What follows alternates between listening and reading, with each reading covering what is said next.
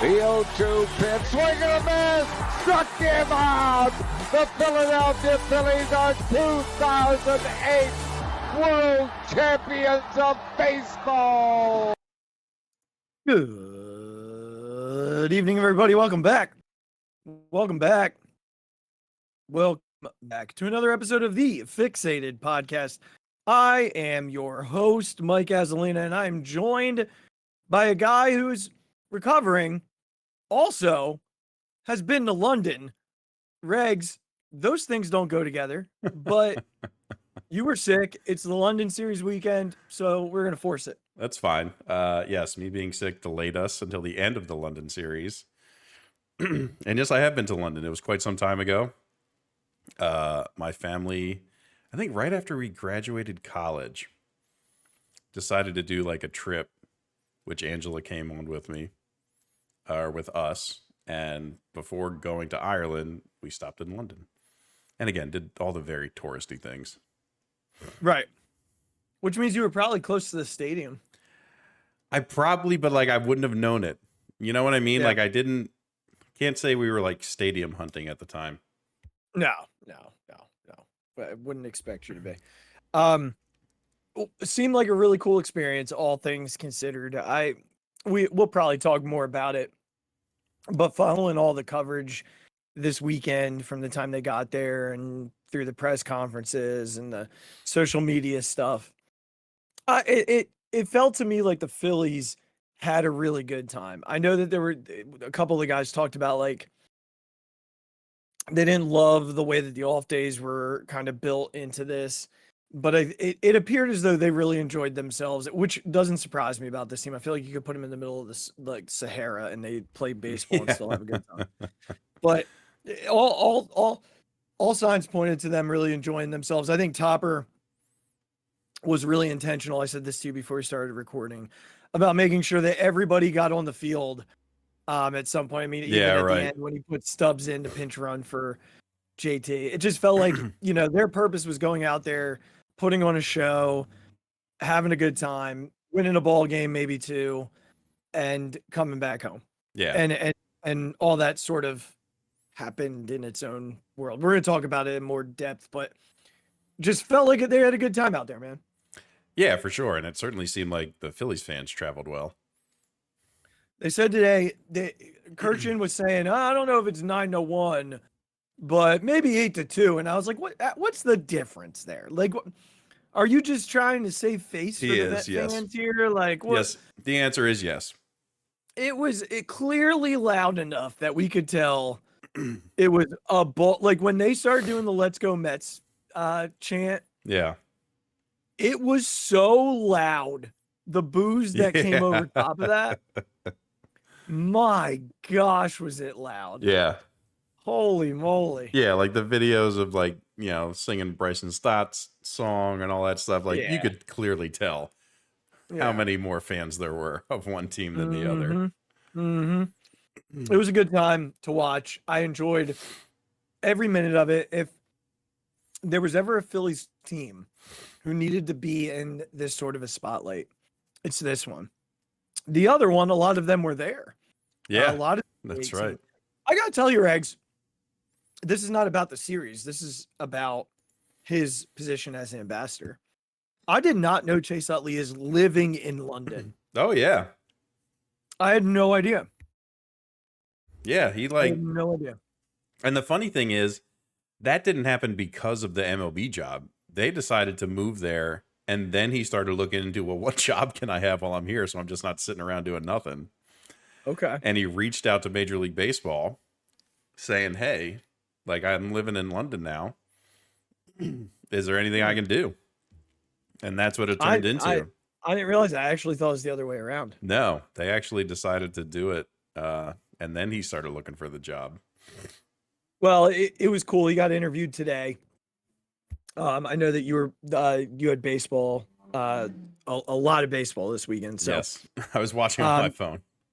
They did interview him. They did interview him today, and it was very cool to hear him sort of talk about that experience and just how, like, they're this far from Rome and this, I mean, he's like going through all the places that, he takes the kids and and whatnot.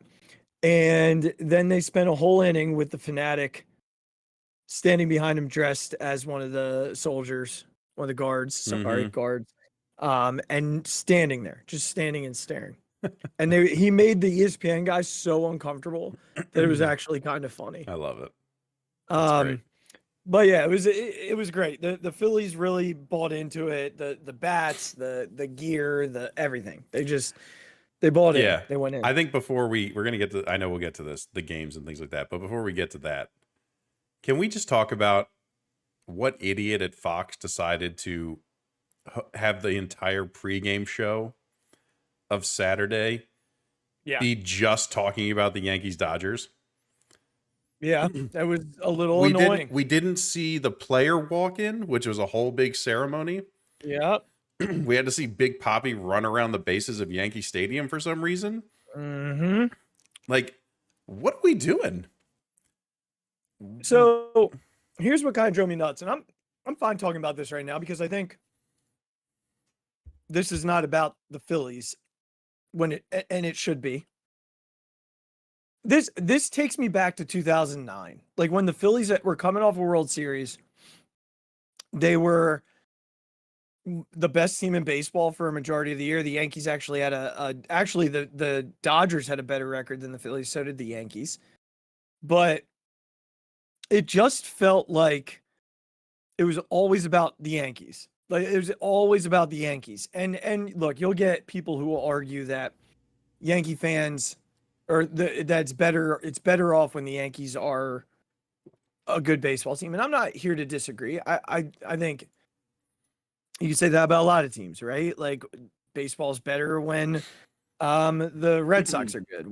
You know, when the Yankees are good, when the Phillies are good, whatever. When the big markets are good, baseball's in a good spot.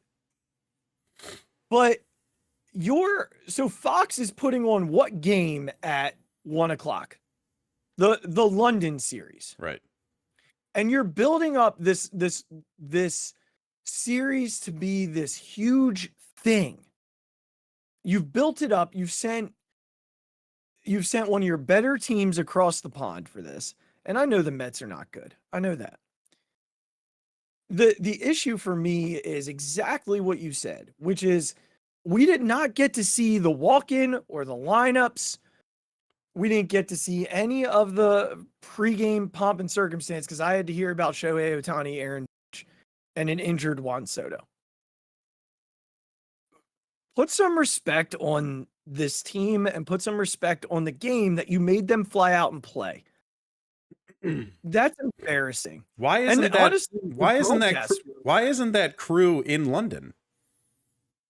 They sent they had their worst crew doing the pregame. That Saturday game crew was terrible, first of all. It was awful. It was awful. But why wouldn't you send your pregame show to London? Why are they in Yankee Stadium and going through the Yankee Hall of Walk of Fame? They did the nighttime. They did the nighttime game too, Fox. Then don't turn on your pregame show before the London game. Right. Or have a different pregame show in London ready to talk to Chase Utley. And MLB TV had more stuff showing actual London than Fox did. Yep. If you're going to put the game on. Now, I think MLB is done with ESPN soon and Fox their contract's up soon. It's sort of like where basketball's at. And to be honest with you, I'm thrilled. I need a station that's going to come on and give them what they deserve. Like as a league. I don't know what this was this weekend, but it wasn't appropriate and it was very frustrating. I was sitting there watching it like, all right, well, the next segment will be about the London series. Oh, the next segment will be we got 10 seconds of the walk-in. Yeah. And then they flip back to David Ortiz running around the bases. Embarrassing. It's embarrassing. And Schmaltz and what's his name did the Yankees game, right? And Davis, yeah. Mm-hmm. Yeah.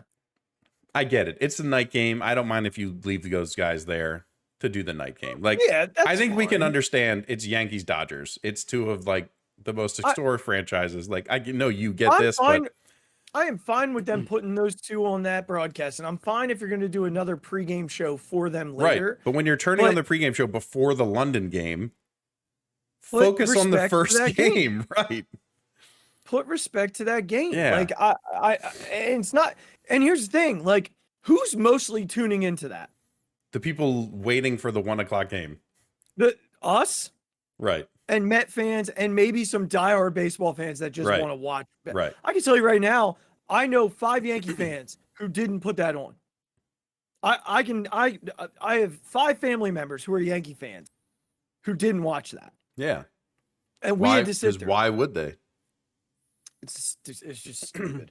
And here's the thing: if it were the other way around, and let's just remove, let's say Dodgers Mets.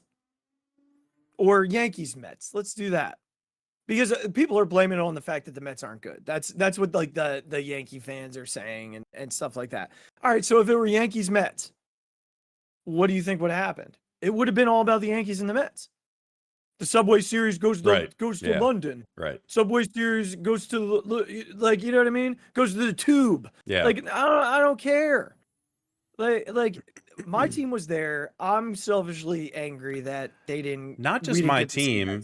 The team with the best record in baseball was there. Yeah. With a whole bunch of historic popular players. Yeah. And literally one of the biggest superstars in the entire league. Mm-hmm. So like, it's not like there wasn't stuff to get to.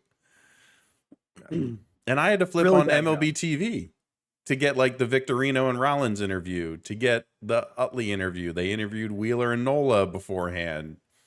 You know what I mean? Like, that's where I had to watch it. And instead of watching Derek Jeter and Alex Rodriguez talk about how they used to like hiss at each other. Like, what are we talking about, man? That game's not for 9 hours. Disaster. Just a really bad job. And really my God, that first crew was god awful. Yeah, I didn't really mind. I mean, Wainwright was fine. Yeah. I texted you this. Yeah. Pierzynski, I don't like him. I hate him. I don't like him. Yeah, I don't know. He didn't drive me too batty. Wainwright was fine. Yeah. Wainwright, it was fine. Today was awful. Oh my God. Today was very not good. Yeah. After 3 innings, I was like, can I get the Phillies radio over this, please? Can I have the Apple TV setting to switch the audio here, please? Mm-hmm. Which you can now do with MLB.TV, though, which is freaking fantastic. Not that I don't love McCarthy. Like, I'll listen to John Kruk till the end of my days. But yeah.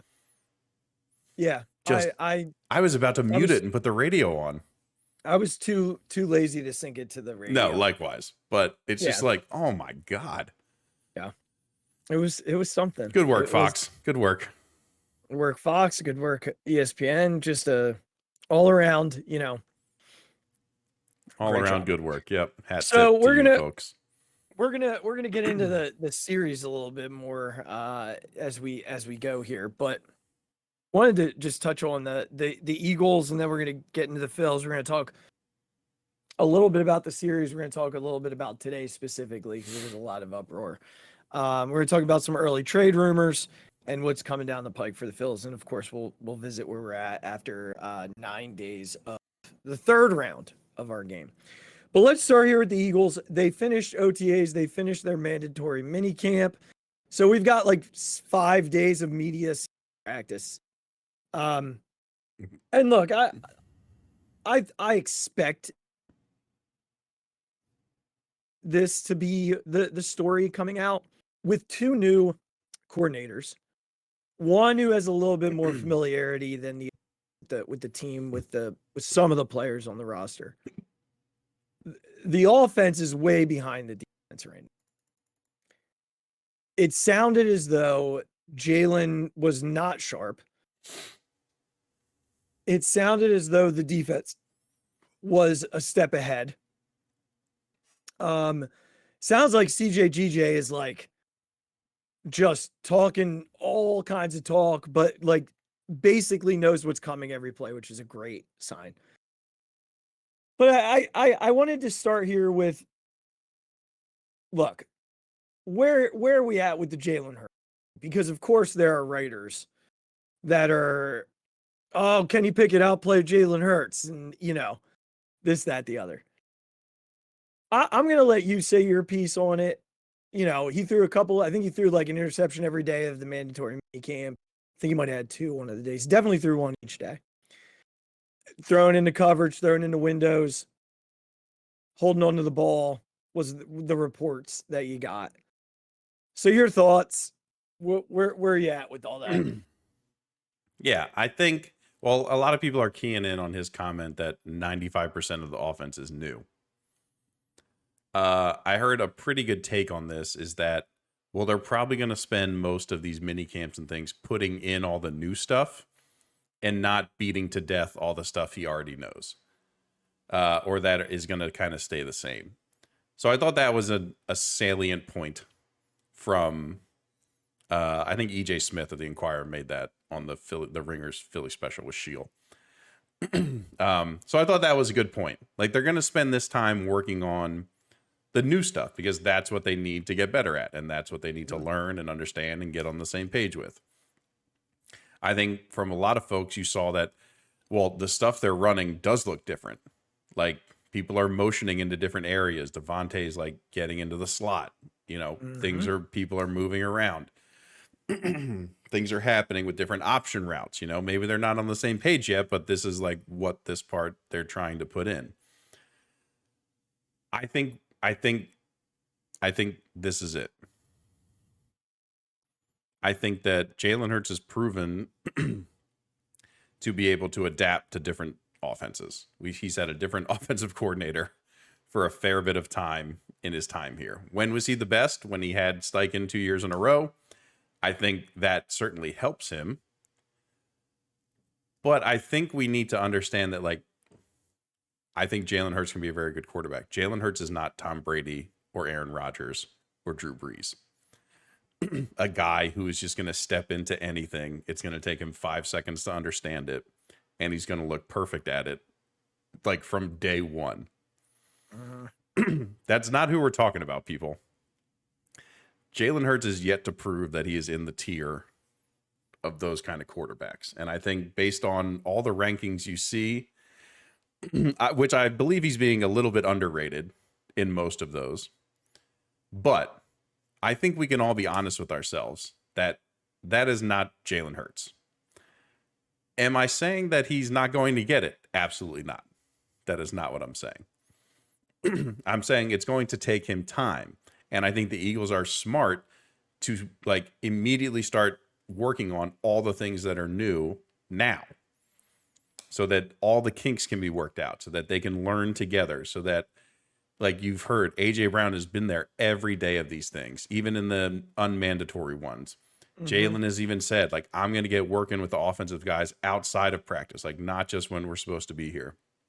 Like, we're going to figure this out, and we're going to put in the reps to figure it out. And I think what we can believe is that Jalen Hurts is a guy who is going to put in the work. Is he going to be perfect at it all the time? No. He has not proven to be that kind of quarterback yet. I don't want to take anything away from him. He's still a young guy and still getting into it. So I tend to be on that side. They're putting in they're putting in a bunch of new things that Kellen Moore is introducing to this offense. It's not going to look great right away. It's just not. And then when it doesn't look, and then when the offense isn't on the same page, the defense is, of course, going to look better because the offense is doing things that it probably normally, hopefully, doesn't do when they're clicking on all cylinders. So I think we need to understand who we're dealing with, what we're dealing with, and what they're using this time for before, like, saying the sky is falling on Jalen Hurts. Yeah. Welcome to June in Philadelphia. Yeah, right. The quarterback of the football team is, holding on to the football too long in 7-on-7, and the closer of the baseball team blows one save and the sky is falling. Yeah, right. So here's where I stand on Jalen.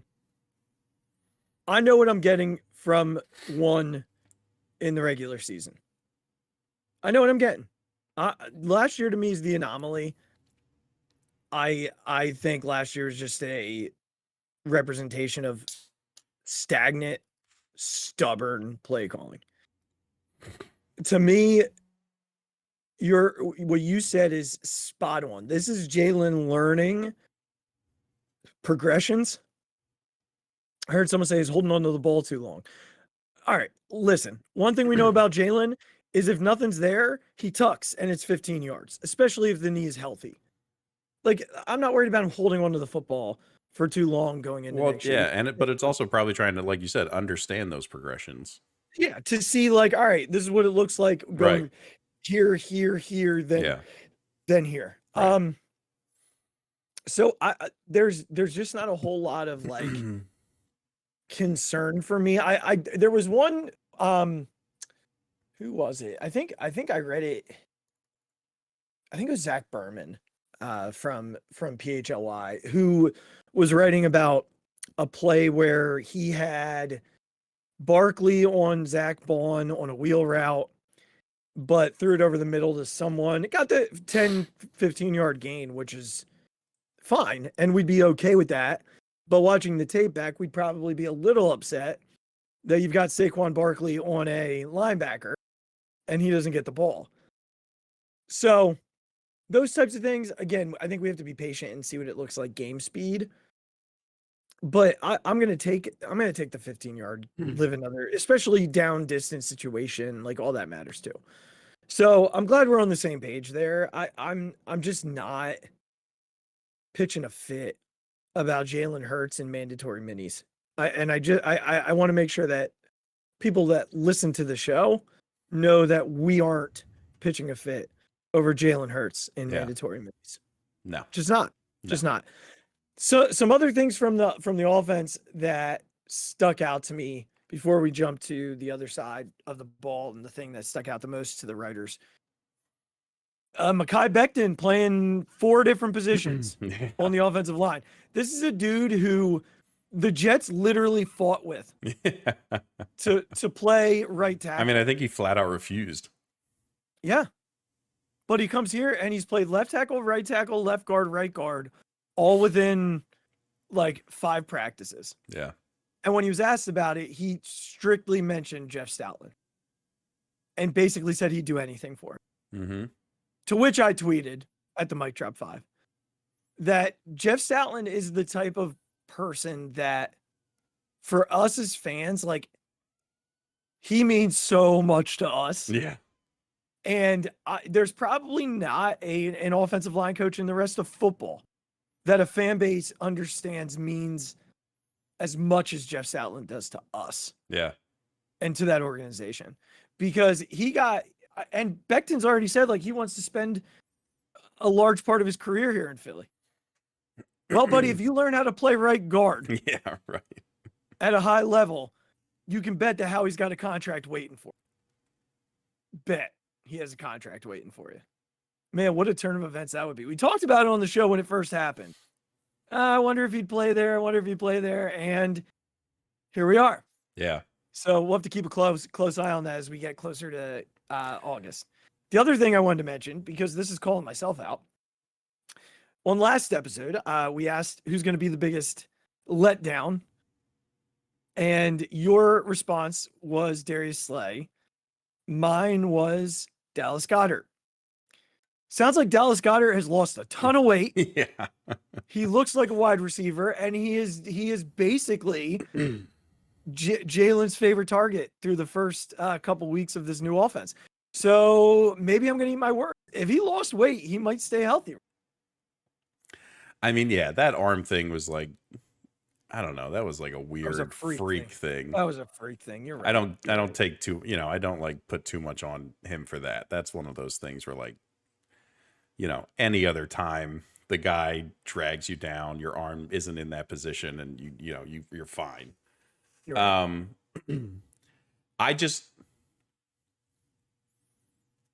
I hope getting healthier, getting more fit helps him stay healthy. I don't think it will affect his blocking, hopefully. No. I doubt it. That's a lot more technique than it is size. Yes. So anything that he's willing to do to keep himself healthier. And then I think, like, hopefully that makes him a step faster, or it gives him an inch jumping. You know what I mean? Whatever it does to help with that, awesome. And if it lets you be at a high level for one more year than you were supposed to, even better. We'll take it. Yeah. So the other side of the ball. Let me tell you,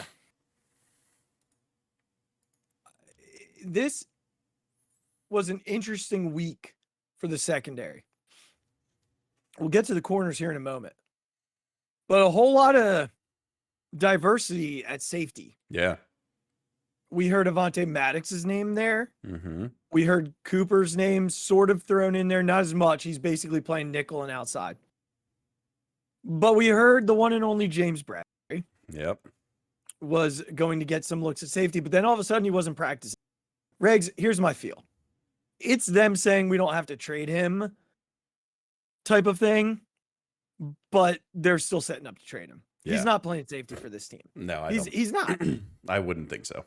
Not with the safeties that are on the roster. Yeah. And with Sidney Brown coming back. This is them saying we don't have to trade him. We can put him at safety. Because they don't want to just release him. They want to get something. Yeah. And Howie must believe he can. So I'm hanging on tight there. Let's move to corner, James Bradbury's old position. So Darius Slay was basically with the ones all week, which we knew was going to be the case. It started with Keely Ringo. Isaiah Rodgers got some looks there. And then finally, Quinyon Mitchell got some looks on the last day of mandatory camp. Regz, it sounds like Keely Ringo is playing some really good football. Yeah. Which is going to make their decisions very difficult because, I mean, Mitchell could essentially slide inside. He's able to play there if they want him to. That's not what he was drafted to do. Yeah. And Ringo doesn't play inside. Darius doesn't play inside. So I'm unsure what this means, but I mean, and Isaiah Rodgers played great too. Someone was talking about they're going to have to trade someone from this pack because there's just not enough room on the roster for all of them. But man, wouldn't it be nice to keep Ringo, Rodgers, and Mitchell together with Cooper DeJean just hanging out as a fourth? Going into next season, like, my goodness. They're so deep there. I'm just very in the camp of, and you know this, like, the more contingencies you have for Darius Slay, the better.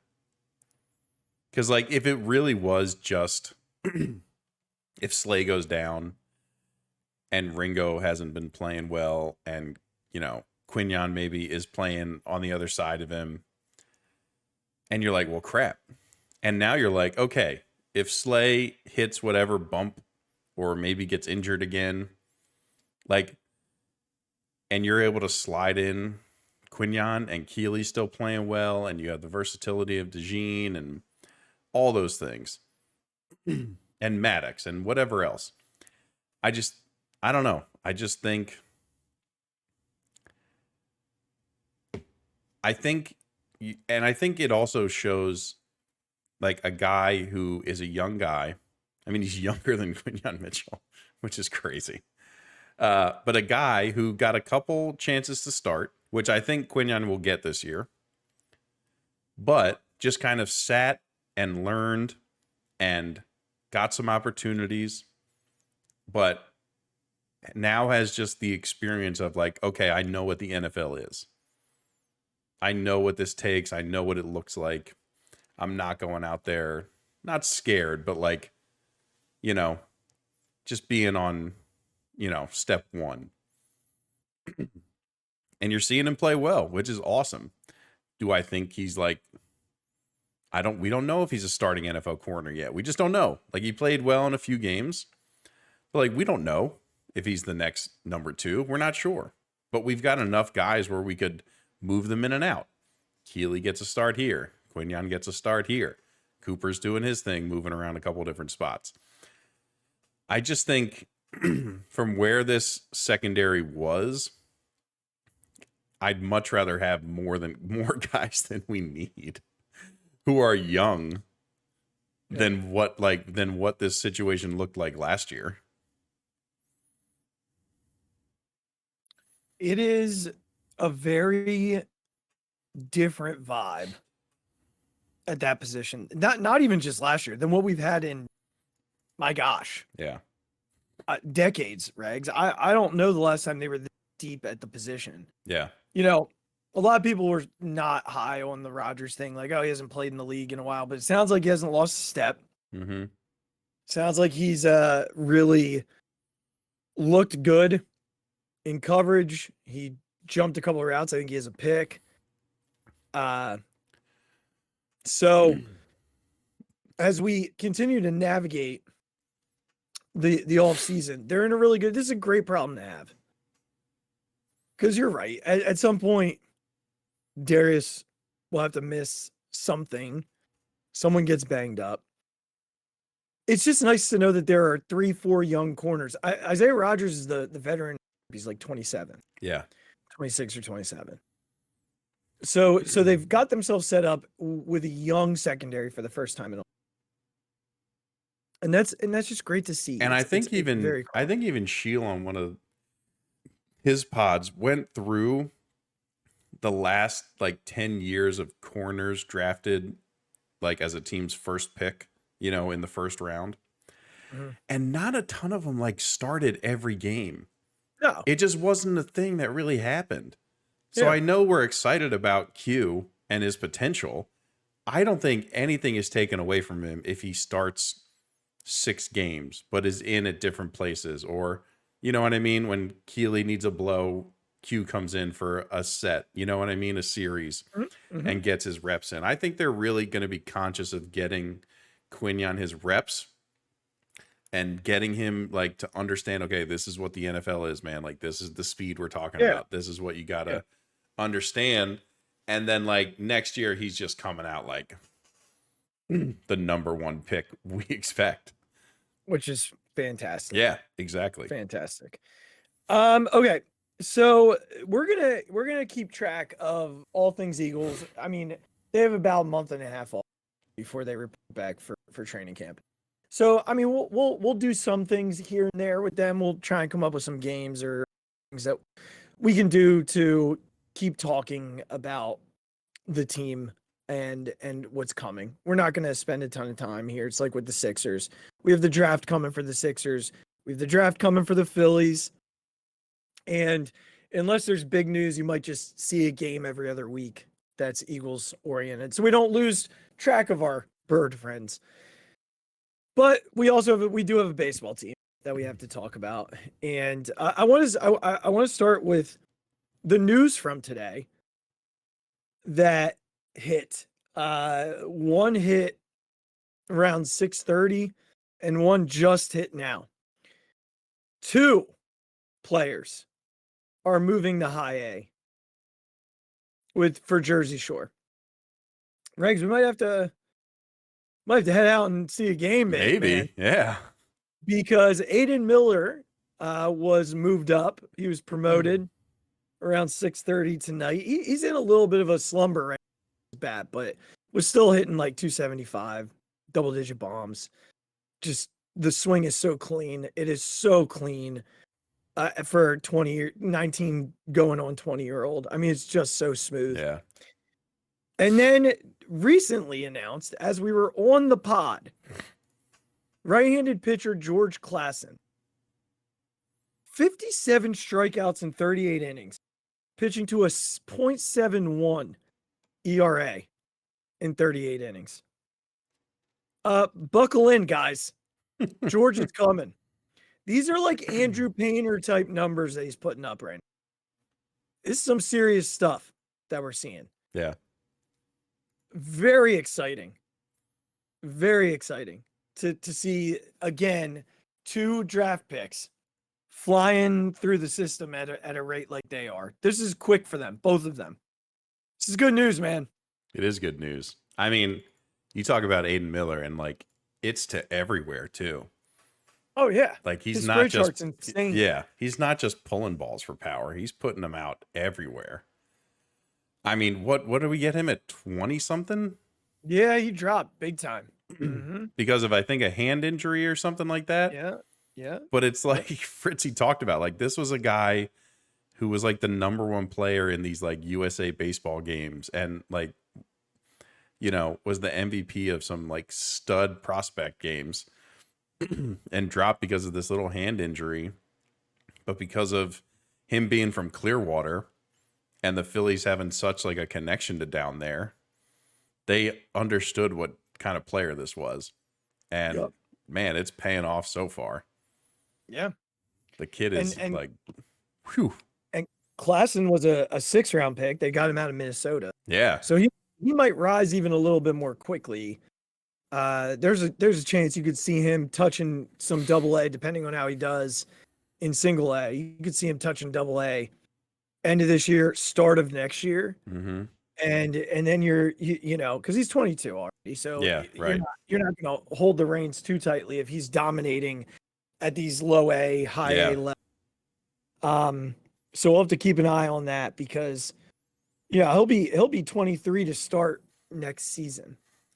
So, yeah, he's a fun one. Yeah, man. He's another one. We got 2 guys. We'll see, man. But to see a kid like Miller already in high A, he's gonna be playing probably a year and a half below his age. Yeah. On average. So yeah, we'll keep an eye. But I wanted to make sure we talked about that. And while we're talking about prospects, let's talk a little bit about the early trade rumors that we're hearing right now. I've been adamant about bullpen.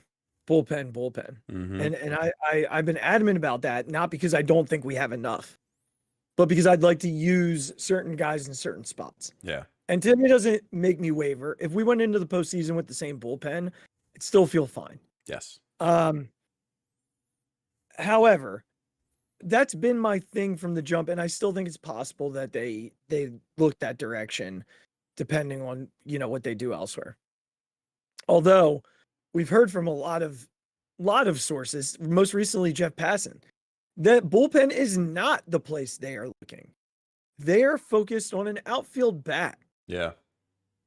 It's no secret, Regz, that the outfield bats haven't been great. Yeah. I think, you know, Marshy started off well, was playing better, and then got hurt. Mm-hmm. So I have to see how he comes back.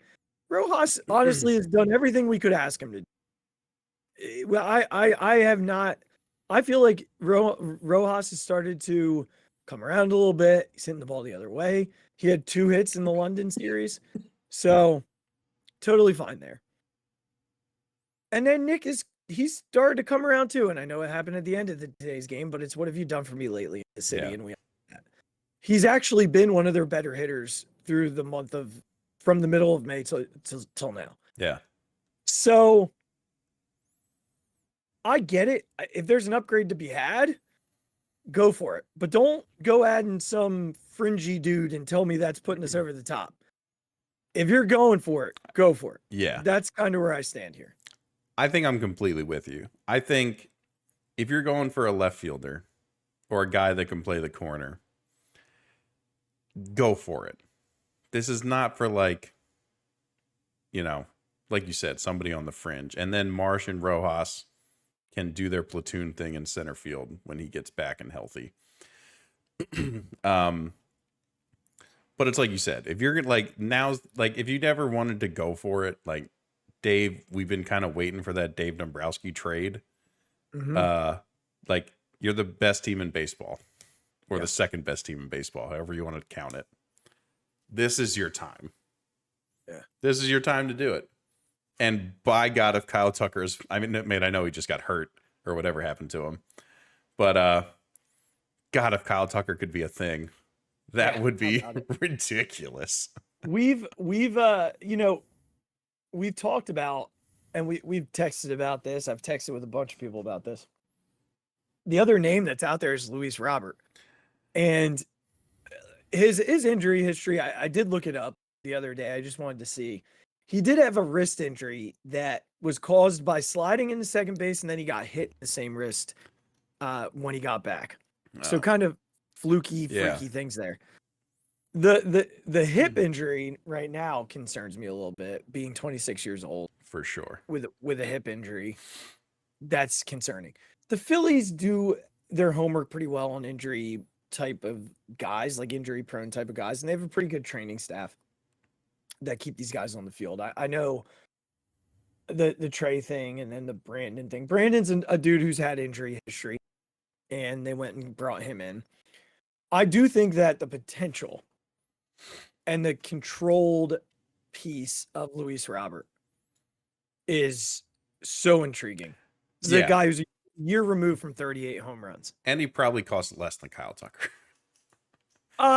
Well, they said today they're asking for the same return that the Padres got for Soto. That's absurd. From New York. Now, the New York deal, all in all, I couldn't believe that that's what it costs to get Soto. Juan Soto, Luis Robert, like, are we talking about in the same like solar system here? I do think Luis has. There is. I get the Kyle Tucker thing. Love Kyle Tucker. The Phillies become very lefty heavy. I get it. I just every time Kyle Tucker steps up to the plate, I'm afraid of him. I know. I can see a world where they maybe do where Robert comes over and they do maybe Rojas has to go in that trade, and then it's Marsh and Pache platooning in left field. Yeah. And I mean, look, you add that type of bat to this lineup. Hold on, Marsh and Pache in left field? Yes. Because Robert's a center fielder. He's pretty good. Is he? Yeah, he's pretty good. Do we move him to left just to not be hurt so much with the hip thing? It could take some stress off of his. Yeah, you absolutely. Yeah, you absolutely could. Marsh and Pache would be fine. And then late in games, you could move things around and have a super outfield. I'd be fine with that. I think this is the year to push the chips in. Right. Plain and simple. Absolutely. They are a very difficult offense as constructed. You add that level of bat, whether it's Luis or Kyle Tucker, or there was another name that was floating out there, and I'm drawing a blank on it. It was the Diamondbacks guy, right? No, somebody else. He was today that they. Passon, right? Passon said somebody else. Hold on, I'm gonna look it up. Yep. Yeah, find that name for me. This is the year to go in. This is the year to go in and make the offense almost unbeatable, like so that it's slump proof.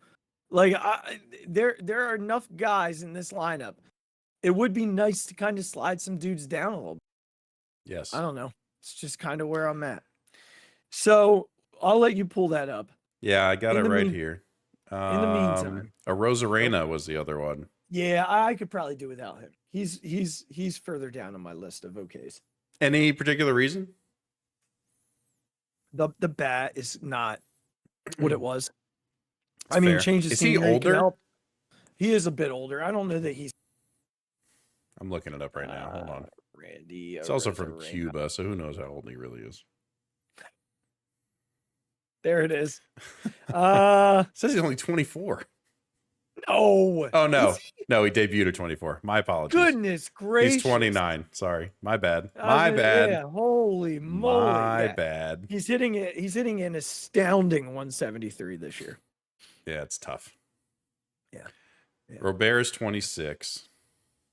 Yes, with like 6 years of control. It's right in the window. Tucker's only 27.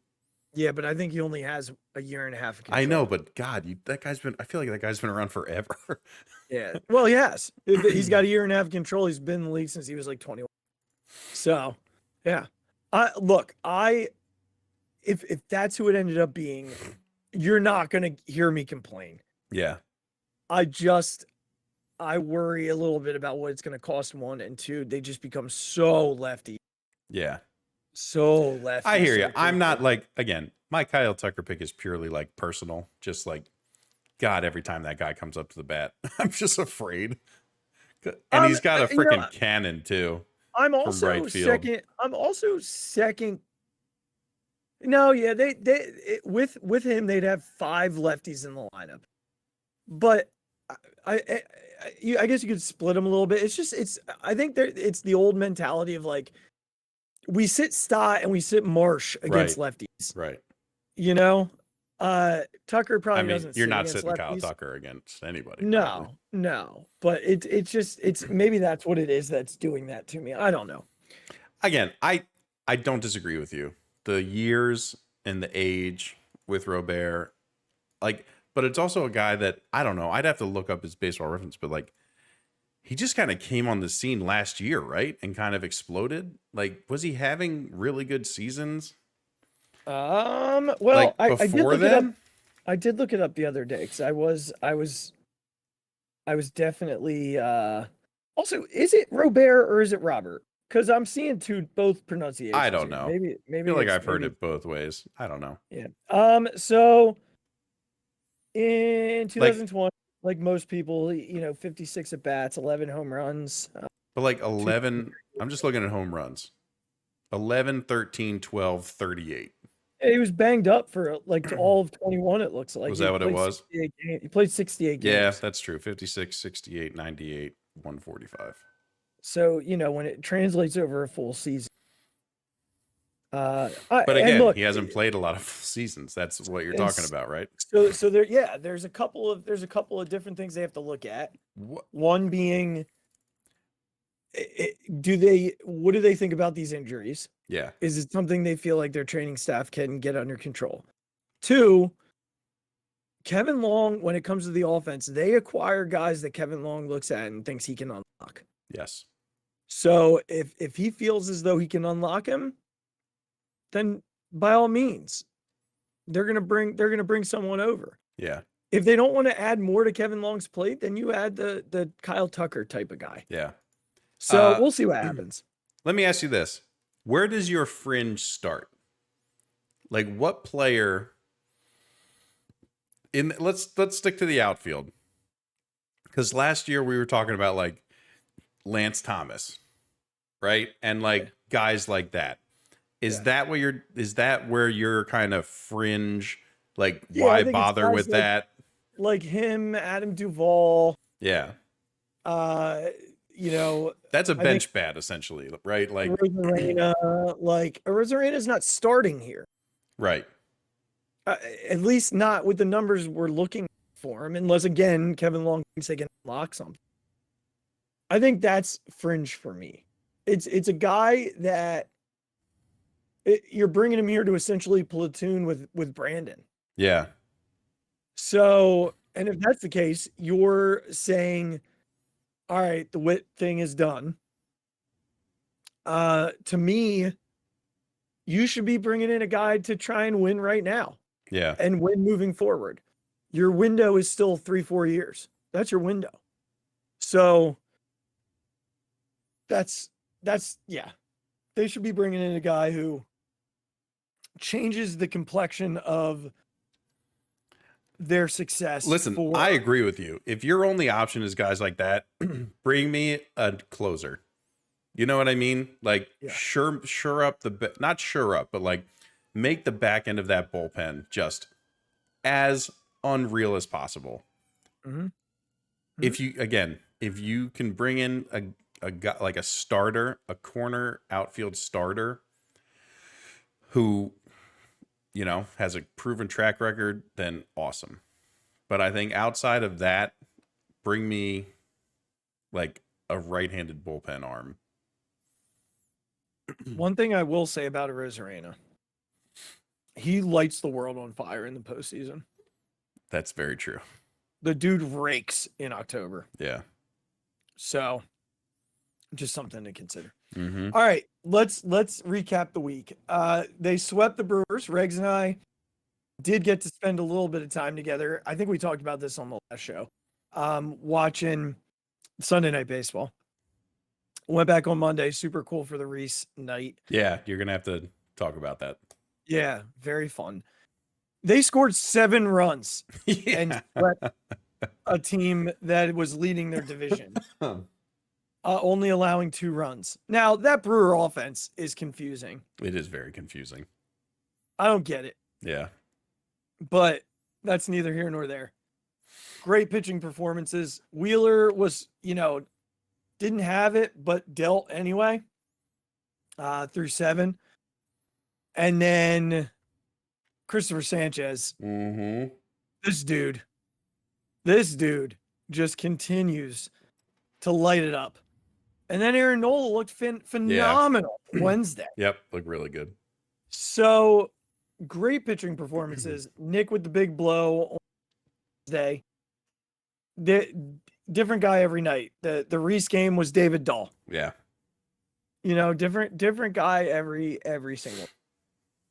You want me to talk about Rhys now, or do you want to get to the London series? No, let's talk about it now. Yeah, man, it was goosebump type of moment. The many ovations. The first one when he was stretching they were doing the lineups, Mm-hmm.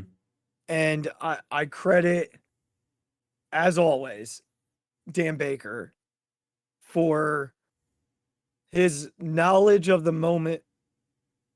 He announced Rhys just like he would have announced him for the last 10 years. And Philly fans, again, rise to the occasion. They know what's happening. He gets his first standing ovation right then.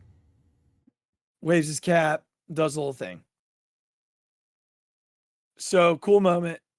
And then we have to wait till the second inning for him to hit because he's hitting 6th. Yeah. And in between innings, they showed a video thanking him Mm-hmm. and Jamie. Both were highlighted on the video. And they show him in the dugout. He's got his helmet, and he's emotional already. Yeah. And I turned to I was there with my mom, my dad, and my buddy Adam. And I kind of turned both directions, and I was like, he's not gonna be able to hit. Yeah. So strikes out the dude in front of him. And the place, again, Philly fans just get it. They know the moment. Literally is the strike 3 call into the standing ovation. Like it was almost like the cheers just built into that. And everybody up on their feet, about a solid minute. You get idiot Braves fans, idiot Met fans asking if the guy won a World Series here. For baseball, and in a city that cares a lot about its players and a lot about its team, Rhys is the type of guy that didn't need to win a championship because he did so much for the organization. So much. And I'm glad he had that moment. And I'm glad that he later hit a home run, stand and cheer for him again. 75% of the stadium stood and cheered. Yeah. 25% booed, which I thought was kind of fair. Yeah. It was everything that wanted. Yeah, right. The standing ovation, the homer, he wanted to get booed. He said, I think I'm going to get booed. And, he had the stolen base. He got thrown out at the plate. Yeah. He and Bryce hugged at first base. And it was just it was like a bunch of friends, not college friends, almost like elementary school friends. Yeah. Seeing each other again after the summer. And they were just goofing off. That's what it was. They were just goofing off all night. Mm-hmm. Even the play at the plate, JT and he messed around. Yeah, right. And honestly, man, it felt like, and I'm telling myself the story that this is what happened. Rhys, without thinking, started to move toward the home dugout when he got thrown out the plate. He gets up and he takes 2 steps toward the dugout. Yeah. And I'm telling myself that it was old habit die hard. Yeah. More so than this is the way my momentum took me. Right. I really want to believe it was just happened, like his vibe. Yeah. So just what you expected it to be. I've been in a couple where the guy comes back for the first time, and very few people get the treatment he got. Well, I think they said it's only the second time they've ever played an opponent's walk-up song. It's now Rhys and Chase Utley. Yeah, I think some of that is most of the guys who came back like Jimmy had a million walk-up songs. Right. Yeah. Yeah. That's like fair. if Jimmy had one walk-up song, Right. we probably hear that day when he came back. You know, Rhys has always done Slide. Yeah. And Chase always did the lead song. You know, Jason Worth didn't get a great homecoming. Yeah. You know, now Chooch was one they could have done because he always did the Phil Collins in the air tonight. But I think it just speaks to what the organization thinks of Rhys. Rhys didn't get his song played last year. Yeah. You know, it didn't happen for him. So the Phillies are one of the classiest organizations. No, it was awesome. Yeah. They showed Jamie too, which was really cool. That's really cool. Yeah. So, cool moment for him. Awesome to sweep them and send them on their way. That would not be a team I would hate season. Yeah. And I will stick to that. I think I'm with you. I don't see them as I don't love the opener thing. That was driving me nuts. Yeah, I know. But is what it is. All right, London series. Yesterday was a lot of fun. Yeah. Saturday was a lot of fun. It was a blast. The you know, Ranger giving up an early run, but then coming right back. The Bryce homer, the rally for 5, the Witt home run. Witt now has more than he does in Philly. Yeah. I love someone's tweet that was like, people in London are going to think Whit Merrifield was one of the Phillies stars from this game. He's got more homers in London than he does, or RBI. It's really funny. In Philly. The Phillies also have one pinch hit home run in Europe, but none in the US. There you go. So that's good. Yeah,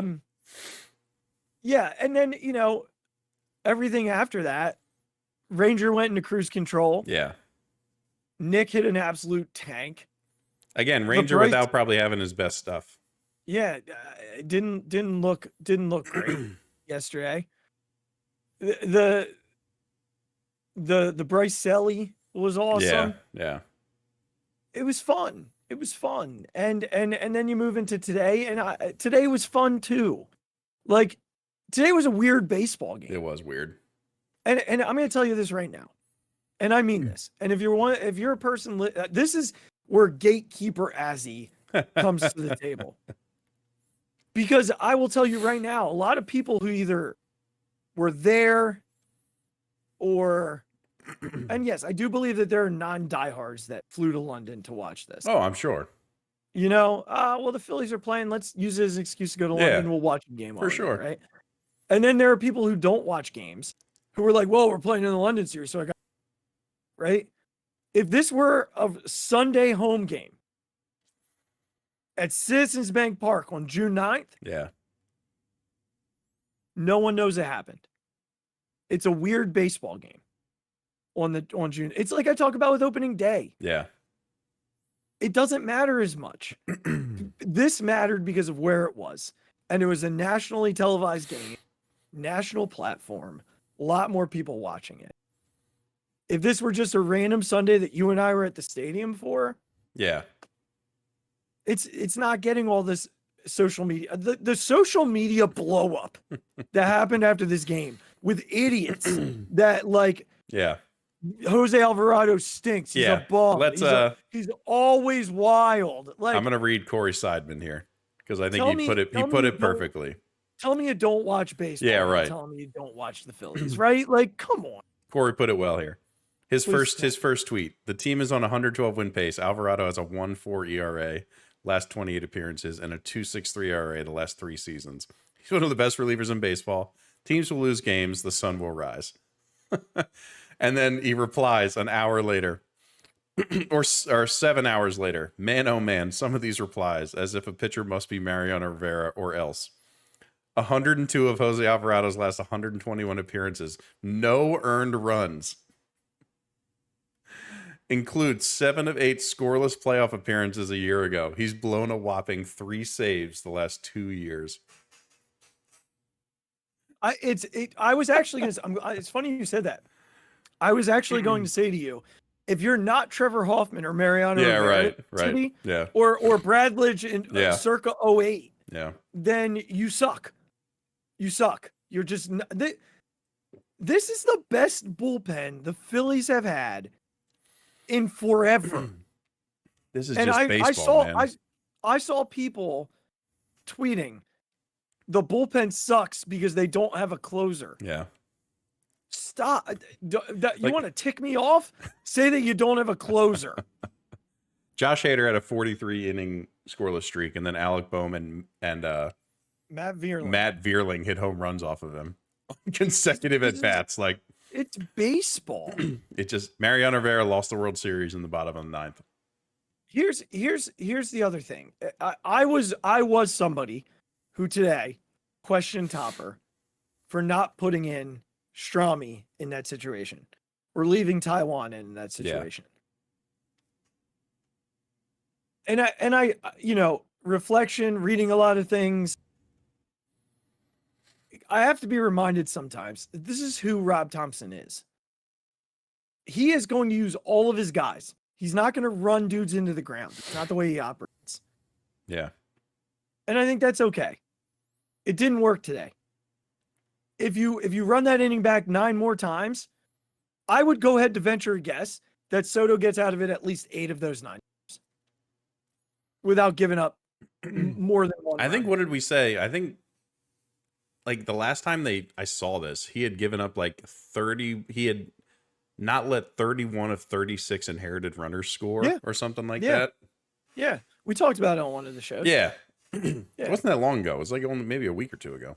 And then, talking about the 9th inning, this is sort of where I don't know, maybe it is every team, Regz. I don't know. Because I only really pay attention to film. But every once in a while, and I say this to you, I've said it to you, I've said it to a lot of people. Sometimes you got to tip your cap to the other team. Yeah. Like, in the 9th inning, did Jose have his best stuff? Now, especially as he was getting higher in his pitch count. Yeah. But early in the inning, they laid off some really close. Yeah. Like, they weren't chasing. And that sometimes happens when you face a team who sees you a million times. They laid off some really good pitches. They did. And sometimes Jose gets those calls. Yeah. Those high strikes. He gets those sometimes. He didn't get it today. The first at bat of that inning, dude laid off a 3-2 cutter. That was probably 2 inches off the plate. Yeah. Like, let's be fair. And I know it's hard to give the Mets credit, and no one wants to do it. But you got to give the Mets credit. They put together good at bats in the 9th inning. Yeah. But and I also want to say this for they could have been like, we got a long trip home. Yeah, right. Already split. Let's just pack it up and get out of here. Dude, today, it took everything for them to. Yeah, the Phillies have truly lost 2 games this year. Yeah. And they were the first 2 games of the year. Their other 18 losses, that is crazy. We are in June 9th. And I mentioned 20 losses. Yeah. But the other 18 losses, it feels like they've been in all of them. Yeah. And I know that's probably somewhere closer to like 14 or. Right. But they're always like, they're just never done. If Nick hits that ball another 1.5 feet. I know, right? Stubbs scores. It's a tie game. Yep. It just wasn't meant to be today. You talk about a game where it's not meant to be today. Yeah, right. Yeah. And it's okay. Yeah. It's okay. This team has a lot of like gall. Like I can't think of a better word. Have to gumption. I just think it's funny how winning becomes such a norm so quickly with Phillies fans. Yeah. And when you really when you listen to like national people, or like, I've been really enjoying like MLB TV recently, but like when you like look at statistics and things like that, sweeping series like isn't a thing that happens. Like, it's just not a thing that happens all the time. And so I think even in 60 some games, Phillies fans are like, well, if you don't sweep a series, like, it's a disaster. And look, did I have my own personal reactions to the West Coast swing? Of course I did. Those plays are nightmares, and I hate them, and so I will react accordingly. But like, I think like when you really look at it, like if you win series, you're gonna win like 100+ games. That's what you do. Even the worst teams in baseball typically win 60 games. 60. Like it's not like basketball where they only win 13 out of 82. Like that's not a thing. 60 is like what, 35% of the games? 33% of the games? So, and again, that's a series win. You win 2 out of 3 and they've won 33% of their games. The losing team of that series. Like even in 2-game series, it's baseball. Stuff's going to happen. I know I need to remind myself of this more often than Azzy does. The text messages of mine will show that, but I'm trying to be better about it and grow as a person. So you're doing great. Thank you. I appreciate it. I think, if you go into this weekend and you say they're going to win one and lose one, it would have been it would have felt the exact same way. Yeah. You would have put all your chips on winning the Rangers. Yeah. And then you got a Taiwan game. And losing and you're the just, Taiwan game. Right. Now, here's the thing. Taiwan looked great today. He did pitch much better today. The best that he's looked since coming back. Yes. Hands down. Velocity was up to 92, 93. That was great to see. Yep. The curveball was sharp. The split was sharp. He looked really good. Yeah. Caleb Cotham can never leave Philadelphia. Yeah, right. Can we sign lifetime contracts in baseball? So, but if the loss came in a more painstaking way. Right. That's all it was. Right. If they would have just lost normally. Right. It's always like whatever. Like again, if Taiwan gives up 4 and we kind of crawl back but lose 4-3, you're just like, Taiwan game. Yeah. It was the way it happened. Yeah. And I think, look, the Phillies got their brains scrambled on a West Coast trip to Arizona last year. They just went to London. Would you have expected Phillies teams in the past to have that long of a flight and win any baseball games, regardless of the opponent they were going against? I am going to say that this 9 games set coming up does have me a little bit. It's a doozy. Yeah, has me a little bit concerned. We're going to talk about it here in a moment, but I want to say one thing before we move on from this, because you made a really good point about the worst teams win 60. I think it was my uncle, my late uncle, my Uncle Barry, who said to me one time, and it stuck with me. And I think a pro said it, but he was repeating it to me, and it's always stuck with me. In Major League Baseball, you're going to win 60, you're going to lose 60. What matters is what happens in the other 42. And as of now, the Phillies are on a pretty good track with that. So let's just see what happens. Now, we're entering a tougher part of our schedule here. They fly right to Boston. They're not going home. They're going to Boston, which is brilliant. Just get there, spend the day there. They're probably there.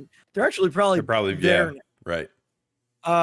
They're probably home, probably in Boston, settling in, which is phenomenal for them. So 3 with Boston. But again, do I not think they can beat Boston in a series? I absolutely think they do. I absolutely do. And I saw the pitching matchups, and they're pretty favorable. We have to face Pivetta, so that we know what that means. Of course. That's probably a loss because freaking that just happens, right? If freaking Spencer Howard can give us 4 scoreless innings, yeah, I think Nick Pivetta might have a no-hitter going into the 7th. Wheeler against Cutter Crawford on Tuesday. Never heard of that guy. He's pretty good. He's 2-5, but he has like a 3.5 year. And then it's Pivetta on Wednesday. It says TBD, but it should be 6. And then my guess is Nola, and this would be Tanner Houck, who used to pitch for the Yeah, I feel like that name sounds familiar. He used to pitch for the Nationals, I believe. Or no. appears as though he's always been a Red Sox. Is that right? Interesting. For some reason, I thought he was a National. Okay. Well, he's always been a Red Sox. 6-5 with a 1.91 this year. A 9.2 whip. Not bad. He has indeed always been a Red Sox. Okay. Well, how about that? Tanner Houck. That's interesting. I'll have to look that up then because something is driving me nuts there. So you got 3 with Boston. Here you go. This is hilarious that this just popped on Twitter. I'm told the Phillies flight from London was supposed to arrive at 10 p.m. in Boston, but they're now expected to arrive at 12:15 a.m. Players are staying awake on the flight and going to bed when they get to their hotel in Boston to get back to a normal sleep schedule. That's good. Literally just got tweeted. That's funny. That's hilarious. Isn't that funny? Yeah. Well, they must have heard us. Yeah. So you got 3 in Boston, then you go to Baltimore. Baltimore's a good baseball team. They have their flaws. They've got their lineup has some flaws in it. Their rotation has flaws in it. I'm good coming out of this 3-3. Those 6 games. Yeah, I agree. Because then you go home for San Diego. Baltimore plays well in Baltimore. Yeah. And it's just, I mean, there are going to be a bunch of Phillies fans. Every single game is sold out, by the way. Yeah. Yeah. I actually gave up on going. I will be there Friday with 51 other members of my oldest son's baseball team. Sticking to the house this weekend. Yep. I think it's fair. But I'll be excited to see how it goes. And then, but look, like you said, the Orioles are not without, like, they just had 2 pitchers go down. Yeah. With UCL surgery. And look, Gunnar is a beast. Like, Gunnar and Adley are monsters. Yeah. But look, like, they don't not have their issues. They haven't been like cruising through every series lately. No, their lineup has holes. There are absolutely holes in it. Far more holes than I think. And what I like about not using Wheel London, even on the rest being what it was, you get him twice in this stretch. Yeah. So you get him against Boston on Tuesday. Yep. And then he comes back on Saturday. Yeah. So I do like that, we get him twice. Oh God, do I have to see a Taiwan start on Friday? Yes. Shit. Yes. Just my luck. Damn it. So then they get San Diego. I would love to be 5-4. I'd be good with 5-4. I agree. I think if you come out of this stretch with a winning record, you've done great. Yeah. I think you have, especially given you just went to London. Now you're going on the road for 9 games. At least it's East Coast on the road. For sure. Imagine going from London to like the Central. Yeah. That'd be tough. 2 hours. Yeah. So at least MLB didn't screw them too much. Yeah. But again, I think the thing about it is they're all winnable series. Yes. The Phillies could absolutely go 6-3. Yes. They absolutely could. Again, 7-2. This is baseball. Stuff's going to happen. Yeah. I think if you come out of this with a winning record, great. Like, awesome. Fantastic. Yep. Just I love starting this Red Sox series with Zach. Yes. I think that's fantastic. I like the pitching matchups coming into the series. And then, you see what happens when you get to Baltimore. Yeah. Regz, no, you're going to see Ranger. You're going on Friday? Yes. Yeah, you see Ranger on Friday. Wheeler will pitch Sunday. That's on me. Thank you, Lord. Yeah. Yeah, you see Ranger on That's Friday. fantastic. That's great news. Yep. We will be there in our City Connect shirts in a sea of orange. Actually, black. Sea of black, because they'll have their City Connects on. It's going to be fun. I can't wait. All right, let's talk about the game real quick, and then we'll end it there. Let's get to it before I fall asleep on my microphone. Yeah, I got you. 9 days in, but 6 games in, and we're about to get Azzy a boost with Trey Turner coming back. I think they said the Baltimore series, right? I was just going to say the Baltimore series is going to be the return of Trey.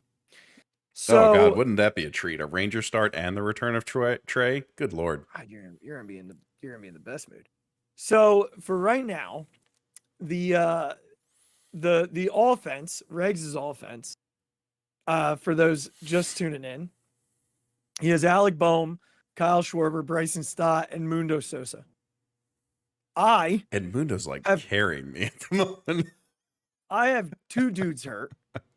So I am down to JT, Bryce, David Dahl, who all of a sudden stopped playing. Yeah, right. And gotta get Witt those innings, man. Gotta get him those innings. And Nick Castellanos. And here's where we're at for the offense. Average Regz 202. Azzy Jesus 263. 202. Oh yeah. I'll read you your numbers then. On base percentage. Regz 275. Azzy 400. Mother of God. Runs scored. Regz 7.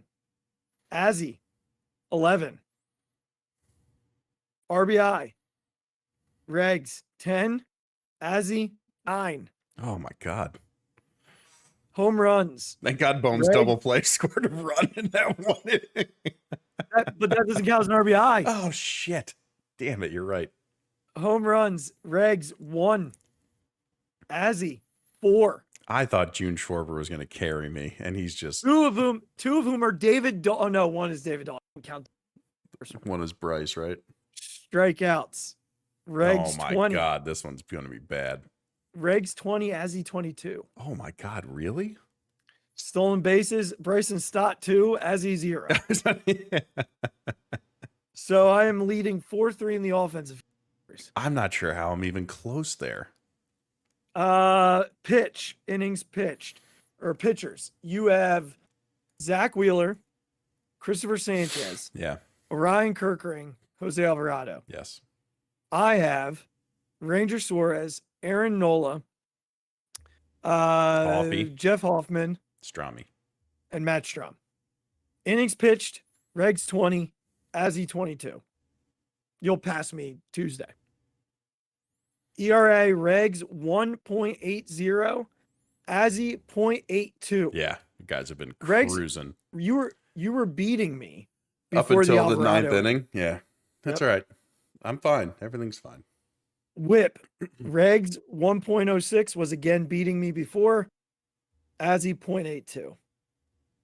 Wins, Regz 1, Azzy 2.